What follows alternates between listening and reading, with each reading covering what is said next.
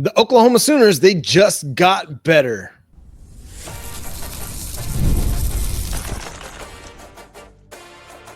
You are Locked On Sooners, your daily podcast on the Oklahoma Sooners. Part of the Locked On Podcast Network, your team every day. What's up, Sooner Nation? Welcome to Locked On Sooners, and thank you for making Locked On Sooners your first listen every single day. Shout out to all the everydayers. We're part of the Locked On Podcast Network, your team every day. Today's episode is brought to you by FanDuel. Right now, new customers can get $150 in bonus bets when your first $5 bet wins. Visit FanDuel.com to get started. He's Jay Smith of Unfair Sports. I'm John Williams of Sooners Wire at USA Today Sports. And on today's show, we're going to talk about Paul Finebaum's win total prediction for the Oklahoma Sooners. Might surprise you a little bit, actually. We'll just do that in the third segment. We're also going to ask the question, who's next to commit after the Oklahoma Sooners picked up two more commitments on Monday. It's been a good week for the Oklahoma Sooners. Yeah, the Champion Barbecue weekend we talked about was very fruitful. Let's just say it that way. A lot of great buzz that came out of that weekend. You've seen players, of course, posting their pictures and stuff. They do that for every OV, but you've been seeing some quotes and stuff that have kind of stuck out. Players talking about the family aspect. They're talking about the culture. So mission came up a few times. And so you're starting to see Oklahoma lead with some players. You even saw a couple of future casts here and there populate. There's one that really got your boy excited because this player didn't even go to the Champion Barbecue weekend. So we'll talk about that. We'll table that for later in the commitment segment. So make sure you stick around and watch that. But John, we've got two defenders at that. So the defense is starting to ramp up on the recruiting side for the Oklahoma Sooners. You got Beau Jandreau as well as a Daniel Norman. Yeah, let's start with Beau Jandreau because he was first to commit on Monday, joins his brother Nico, who committed back in May. And the Oklahoma Sooners get a set of twins that are dynamic defenders. They're just fast, physical, and Beau is going to play linebacker at the next level, somebody that can play inside at Mike or the weak side linebacker spot, but he's also athletic enough and physical enough that he could potentially play cheetah as well. I think he's got a lot of versatility and he's got a lot of potential. Had official visits with Texas and Oregon. Oregon State had big time offers from across the country. So while you look at the ratings and you look at the star status, don't let it fool you. Check the offer sheet because the kid can play ball, and a lot of coaches really wanted to get this kid on their campus. Josh McCuistion had one of the better notes I saw about him. He said one Power 4 coach said he's a top 10 linebacker in the class. Yeah, and rumor has it that Oregon as well as Texas had him rated that high. And on that list, I mean, like you said, John, the offer list is big. He had Clemson on there. He's got Nebraska, who has been doing a big-time job on the recruiting side. They're in the Big Ten as of late with Matt Rule. As we know, Matt Rule typically does a really good job when it comes to recruiting and putting together rosters. They were on that list. You've got Notre Dame, Minnesota, USC, Washington, Texas, Oregon, Cal, Arizona, and then, of course, he commits to Oklahoma with his brother. But, yeah, a few of them have said they see him as a top 10 linebacker in the country, and that's pretty huge. 6'1", 215. But then you go look at him like in his actual pictures with his shirt off and stuff. And look, everybody's asking the question about needles on this one because the dude is huge. He's jacked. He's ginormous. And we pray that he hasn't peaked yet. We pray that he's just going to add additional pounds and play the linebacker spot. He's jacked. Both of them are. They're both jacked. And the before and after pictures are amazing when you see it on their social media of how big they were, how little they were, and how big they've gotten. Like I said, they are stocky. So Oklahoma got themselves two massive dudes, and they're physical. They like to hit people, and that's going to be key going into the SEC. And then let's talk about Daniel Norman, the pickup out of Florida, 4-star defensive end. Every bit the 4-star prospect. I mean, this kid is really, really good. You look at what he does on the football field. He does his job. He is an edge setter in the run game. He gets up the field in the pass rush. He rushes that one gap when he's called to do it. If they ask him to 2 gap in his rush, he can do that as well. Shows a variety of ways to win. And the thing that really stood out about him, and it's stood out about a lot of players in this class, Jay, motor. Motor that does not stop. Don't stop. Can't stop, won't stop. And the crazy part is St. Thomas Aquinas, Fort Lauderdale, Florida, another Florida boy. It seems like Oklahoma has a thing for getting Florida boys over the last few years. I know Brent Venables loves Florida. recruiting out of Florida. That's one state that he has always had made a staple in all of his recruiting from even his Clemson days and his earlier days here at Oklahoma. And they're going across. So same school that Nick Benito went to school at. Actually was crazy as Daniel Norman was wearing Benito's jersey while he was there on campus, which we talked about that a little bit. That's like the coolest thing that they've been doing, having the players wear the former jersey. It's just thinking about that more and more. It's like, that is legit. Just reminding them, hey, these dudes are actually in the NFL today. We're not giving you guys that. We're giving you guys today. And it's like, okay, yeah, you can see a variety of teams and colors and all of that. But Daniel Norman, he had a great quote on here. He said, "We gonna see Norman and Norman." Got to give it to him on that one. That was funny. That was very well played. But yeah, with the last name Norman, you got to come on to Norman. So Sooners win that one over Colorado, Miami, UCLA. He had a pretty good offer list as well. LSU, Penn State on the list. Let me see. I'm going down here real quick again. Kentucky, Missouri. Yeah, he had a pretty darn good list. And at 6'4", 220 pounds today, I think he's bigger than that. Kids coming out here to wreck shop. Think he's going to try to be the next Nick Benito. He's got good length already. I mean, you can see it. He is a big player. Oftentimes you see the measurements listed and you're like, oh, okay, is he really that big? Then you turn on the highlights and you're like, okay, yeah, he's really that big. Like he's making a lot of those Florida boys look not so big. And that's impressive. If you are like, he's a legit 6'4" and he has the length to play with. And that's an important aspect of what Jim Nagy is looking for. That length matters when you get to the SEC. When you look at NFL draft profiles, they always talk about length because that length allows defensive ends to keep offensive tackles at a distance and keeps them from getting their hands on the edge rusher as they're trying to make their way up the field. So it's an impressive dude. And I think he's got the frame to be able to add another 15, 20 pounds without much difficulty and maintain that athleticism. He's a strong player. I think he's somebody that's probably going to project to play more of the strong side defensive end, although he's maybe a little bit light right now to do that. I don't think that there's going to be much issue in getting him bulked up to be able to be 255, 260 and playing strong side. No, not at all. I think that'll be pretty easy. He has the frame, it looks like, to be able to add on the pounds. I mean, looking at him, he carries the 230 that he's at right now very well. And you probably can toss an additional 30 on him, no problem, especially when you get Schmitty involved. You get him in the right, nutrition program and you get him lifting the right weights. Yeah, there's a very good chance he'd be able to hit that size. So, but he has 13 players now in Oklahoma's recruiting class as of now, ranked 9th in the SEC today, but doesn't mean it's going to stop because there's a few players right now that Oklahoma has a good chance of landing. I think that they may pull it out. Yeah, Oklahoma is just moving the needle for a lot of guys right now. And we've seen a lot of predictions come out over the last few days. Some of them have held water, some of them have not. But that's kind of the recruiting game. When you're dealing with high school kids, you're going to get some, you're not going to get some. It's just the way it goes. But Oklahoma's in a really good position to continue to add to this class and build their ranks through high school recruiting ranking. But who's next? We'll discuss that coming up next here on Locked On Sooners. Summer sports are in full swing, and whether you're all about baseball under the lights, golf on the green, or high-stakes soccer action, FanDuel is the way to make every game even more exciting. You're already following the action, so why not make it, a little bit more, interesting, a little more thrilling? But with FanDuel, give you the opportunity you get into the game with your friends and do that instead of, getting sunburned like your other buddies are.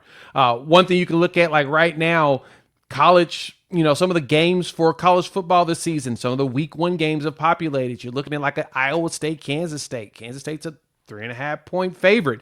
You can get into some of the bigger games, maybe Nebraska and Cincinnati you want to talk about, or all the way down here to Texas, Ohio State, and the Buckeyes are a 2.5 point favorite. You want to get into action early, you can do that, or jump into some of the baseball games. They've got all the action available there. So if you're new to FanDuel, new customers can bet just $5 and you'll get $150 in bonus bets if you win your first bet. Some baseball bets you can check out. So open the FanDuel app today or visit FanDuel.com to get started.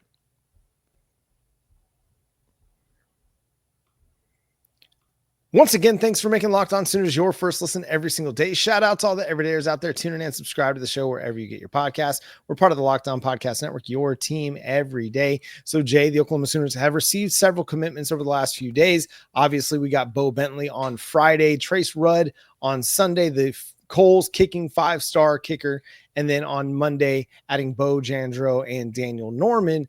But, Jay, who's next? See, that's the tough part. So you've got Dallas Dickerson, who's doing his commitment tomorrow. There was one today that we thought the Sooners had a chance of winning, was the other Danny Odom, to go with the Daniel Odom we have. But it looks like that Danny Odom decided that Nebraska is the place for him, unfortunately. But it's okay. We may be able to, work some ways and pull in another corner, which I think actually expect us to get another big corner.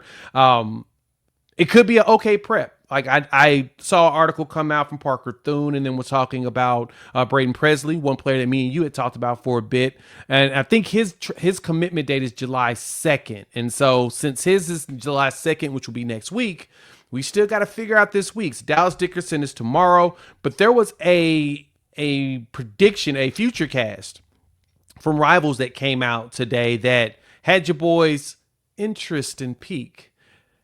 Davian Gross, the all-purpose player down there at Frisco Lone Star High School, 6'2", 190. Kid is expected to play a combination of running back and wide receiver, kind of like a Deebo Samuel, Percy Harvin type setup.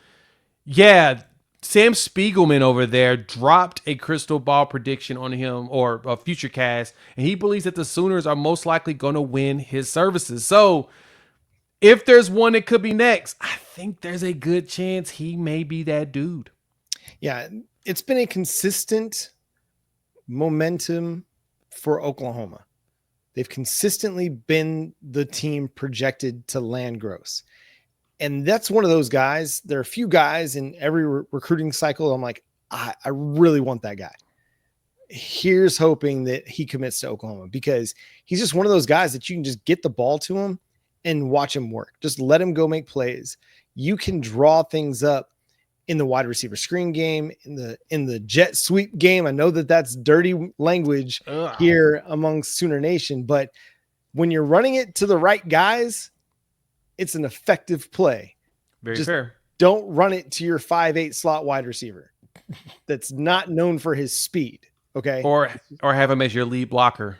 Right. Or don't run it to your tight end. Don't do that kind of thing. He's a guy that you can get the ball to in so many different kinds of ways, and he can make plays for you. You can line him up in the backfield. He's got experience as a running back, and whether you hand it to him or you throw it to him out of the backfield, he's going to create yards after the catch, after contact.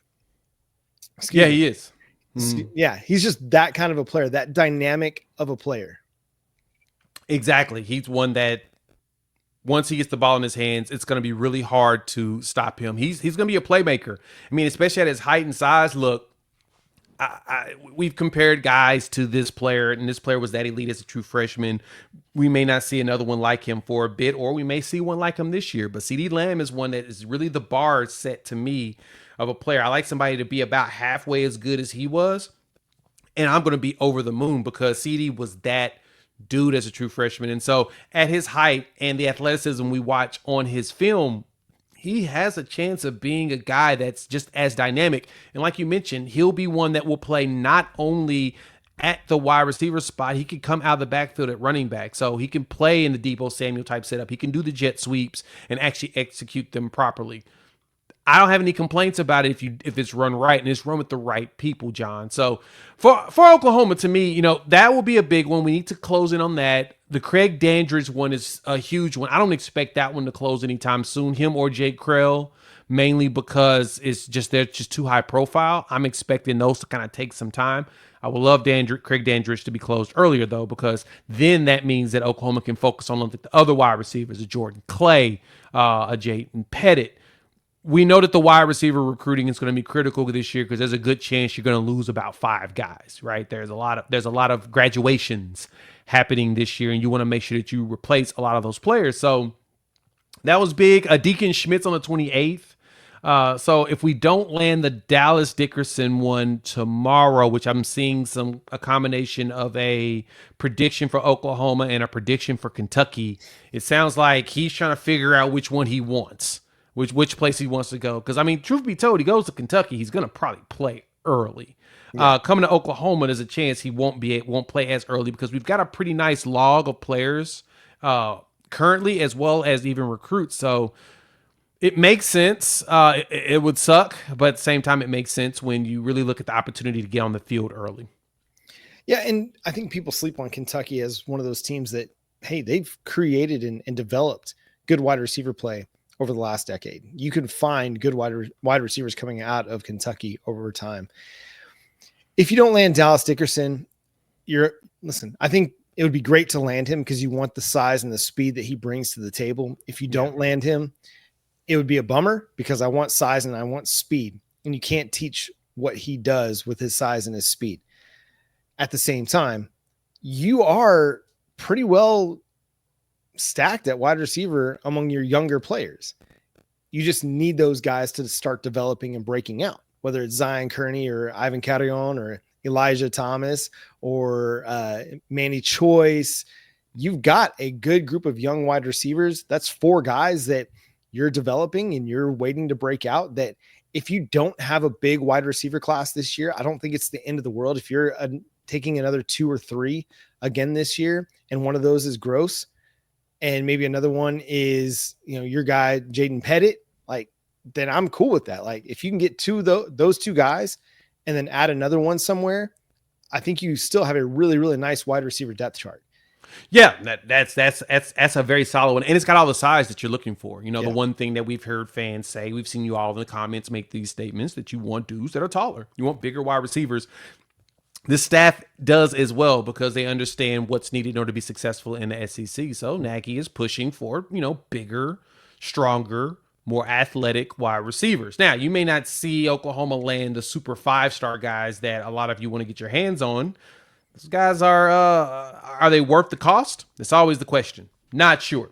All I know is, in order for Oklahoma to be successful, they're going to have some larger size guys on the outsides. And at that point, we're starting to achieve that. So now from there, you still got to also look at your interiors. I know that, Devin Robinson is one that Oklahoma has been trending very well with on the interior on the offensive line, especially after the Will Conroy flip to North Carolina.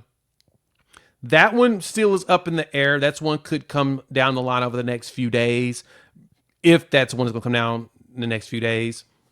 DeAndre Lafayette's another edge that Oklahoma's been looking at to go along with Norman and Jake Krell. So if there was one, I would say it would be next. These 2 popping off so quickly on a Monday throws things off. I don't think Groce is going to commit this week. I expect him to commit around the 4th. So it may actually end up being Deacon Schmidt on the 28th. I'm going to go with the surprise, and I'm going to go with Robeson. That's one that's he seems to like where he's at, and he likes his positioning with Oklahoma. I don't know if he's got another official visit to do. I'm going to go look that up real quick. But no.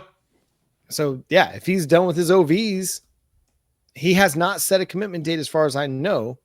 Nope, he hasn't. So that's one of those that could come down on Tuesday, Wednesday, Thursday this week before we get to Deacon Schmidt later in the week. On I guess Saturday is when Deacon Schmidt would be committing. So yeah, I feel good about where Oklahoma's at in a lot of these recruitments and what's not to like. As I mentioned in the first segment, they're going after dudes that are good football players, have good motors, and can project to the next level. This isn't just about college. It's about finding guys that they feel like can develop into guys that can play at the NFL level. And so, yeah, lot to like. We'll see what happens. Hopefully we get a wide receiver commitment, because that'd be a lot of fun too, because I love wide receiver play. It's something that's my favorite film to watch. About it. It's my favorite. That and running back film are two of my favorite film to watch, is because the minute they hit the hole and they're gone, you're just like, oh. Yeah. It's like watching ballet. It's poetry in motion. Poetry in motion. All right. Paul Finebaum of SEC Network and the Paul Finebaum Show. He came out with his projection for Oklahoma's win total. I don't know about that, Paul.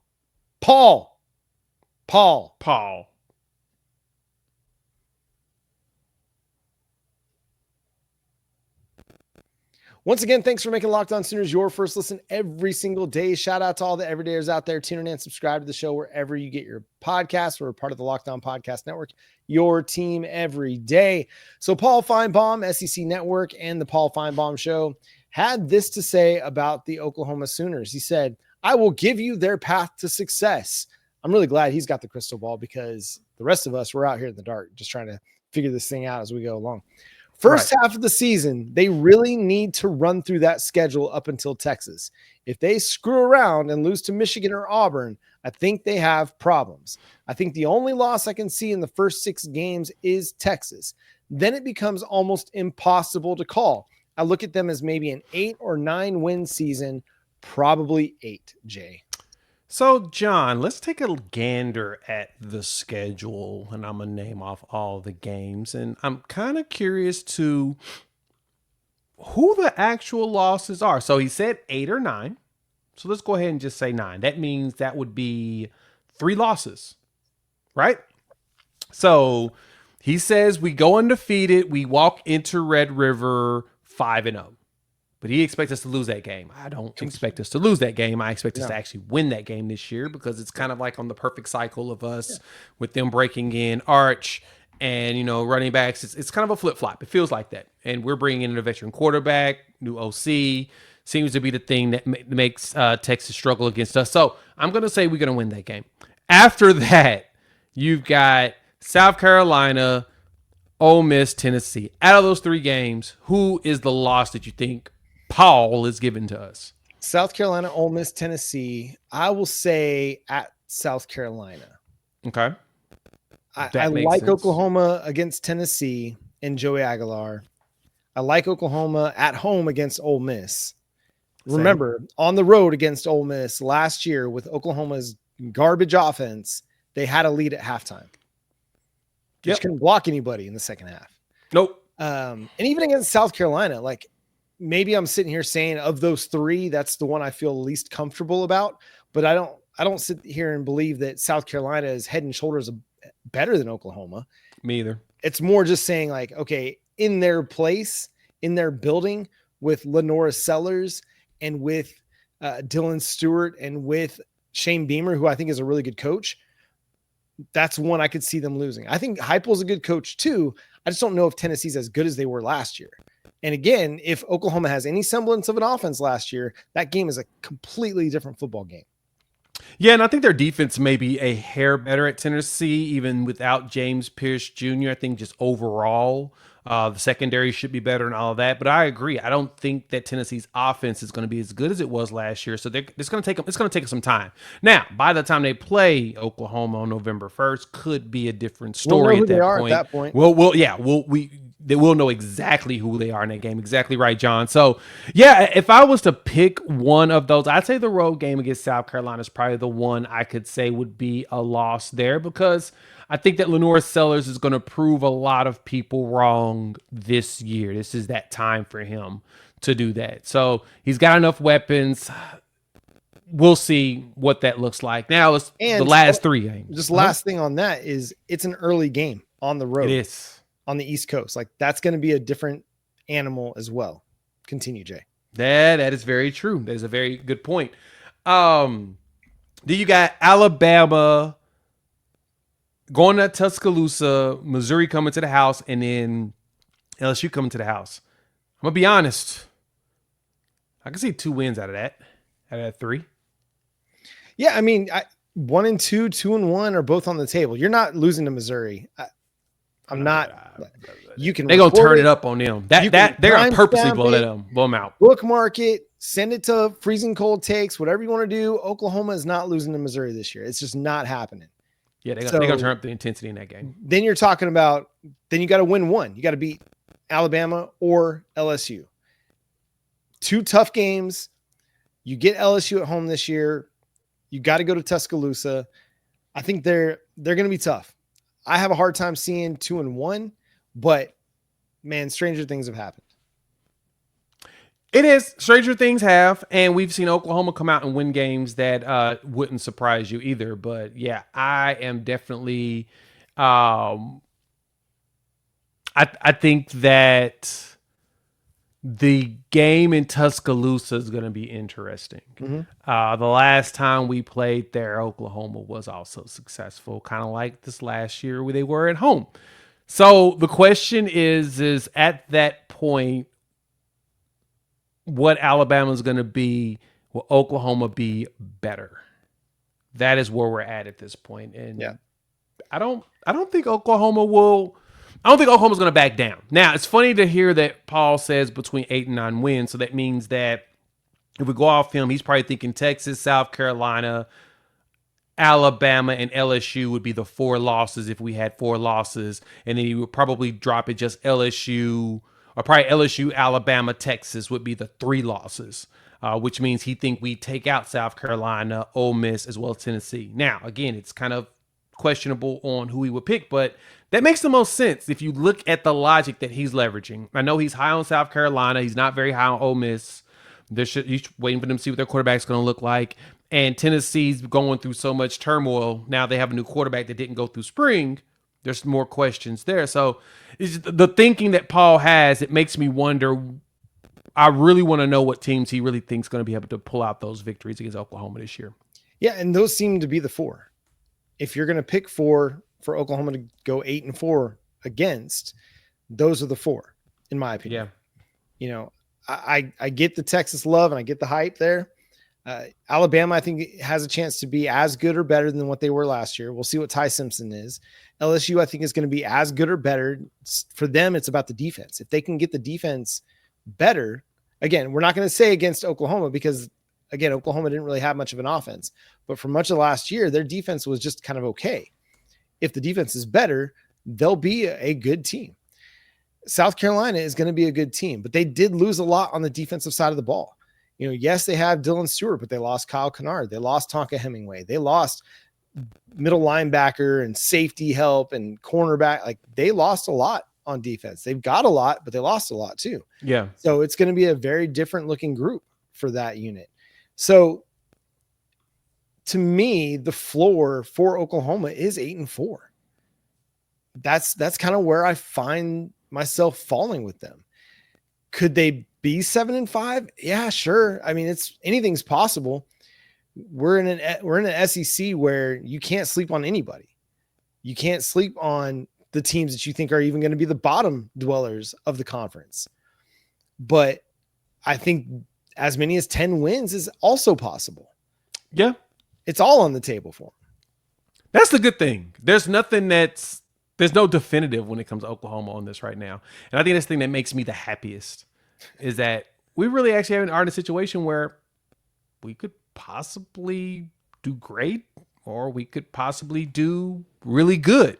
Like, there's not very many, oh no, this team is going to be bad. Yeah. Type situations. We have very few of those. And I'm happy about that. Unless the offensive line runs through a rash of injuries like they did last year. Again, then maybe. But I just don't see that happening again. Me either. And maybe that's crazy, and I should knock on wood, but I just don't see the offensive line being as bad as it was last year. It doesn't have to be great. It just has to be above average to good. And if it's above average to good, Oklahoma's going to be really, really successful this year. If it's average, I think they still have a chance to win 7 or 8 games. If it's bad, I mean, we had a bad offensive line last year and you won 6. Just crazy. So what's the difference between bad offensive line play and good offensive line play? Is it just 2 wins? To me, it's not. Like, if you get good offensive line play with the defense that Oklahoma's going to put out on the field and the quarterback that they've got leading the way, they're a playoff team. Yep. It's not crazy. 100%. It's actually not a crazy idea whatsoever. Not at all. It's kind of wild the fact that we can actually say that, though. I know there's a lot of Oklahoma fans out there that don't want to believe that it's possible. They don't want to be hurt again.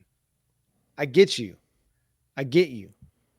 We warned you last year, though. We warned you last year that it was not going to be very easy. We just needed certain things to fall our direction, and everything went the opposite direction. Just keep that everything went the opposite direction. But here we are. It's June. We got 2 months to the start of the regular season. Let us know. What do you think? Is Paul Finebaum crazy? Are we crazy? Paul. What's going on here? Discuss it in the YouTube. Discuss it in Discord. Go join our free Discord channel over there, and you can talk Oklahoma football with a lot of great Sooner fans. It's a great conversation over there. There's a mixture. There's optimism. There's realists. There's some that are just down on this team. They want to see it proven on the football field before they get any kind of excited. Good discussion. So go check it out over there. Until next time, make sure you follow Jay at Unfair Sports. Go check out his channel, Unfair Sports, on YouTube. You can follow me at John9Williams and read my work covering the Sooners over at SoonersWire.com. The show is at Locked On Sooners on all of your favorite social media platforms. But until next time, he's Jay Smith. I'm John Williams. We'll talk to you then. Boomer. Sooner. Paul's going to be wrong, though. It's going to be more than that. Yeah, because Oklahoma's going to beat Texas 6-0, and everything's in front of them.